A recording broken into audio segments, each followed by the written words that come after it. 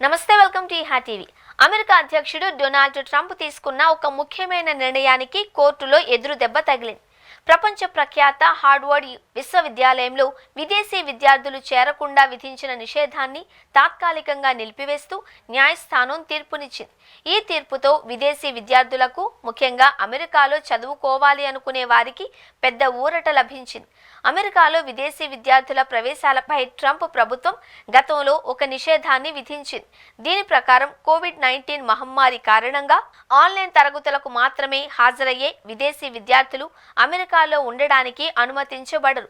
ఒకవేళ వారు ఆన్లైన్ క్లాసులకు మాత్రమే హాజరైతే వారి వీసాలు రద్దు చేయబడతాయి లేదా వారికి కొత్త వీసాలు మంజూరు చేయబడవు. ఈ నిర్ణయం వేలాది మంది విద్యార్థుల భవిష్యత్పై తీవ్ర ప్రభావం చూపింది. ట్రంప్ ప్రభుత్వం విధించిన ఈ నిషేధాన్ని హార్వర్డ్ యూనివర్సిటీ కోర్టులో సవాలు చేసింది.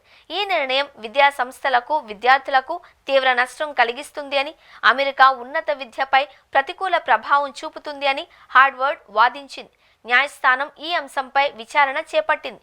ఇరుపక్షాల వాదనలు విన్న తర్వాత ట్రంప్ తీసుకున్న నిర్ణయాన్ని తాత్కాలికంగా నిలిపివేస్తూ తీర్పునిచ్చింది.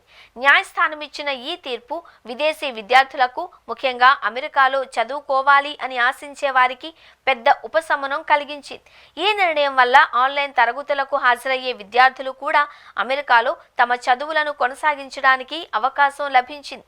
ఇది అమెరికాలోని విద్యా సంస్థల పట్ల, అక్కడి చదువుల పట్ల ఉన్న ఆసక్తిని తిరిగి పెంచుతుంది అని నిపుణులు భావిస్తున్నారు. కోర్టు తీర్పు అమెరికాలో ఉన్నత విద్య ప్రాముఖ్యతను, అలాగే విదేశీ విద్యార్థులు ఆ దేశ ఆర్థిక వ్యవస్థకు, విద్యా రంగానికి అందించే తోడ్పాటును గుర్తించినట్లుగా నిలుస్తుంది.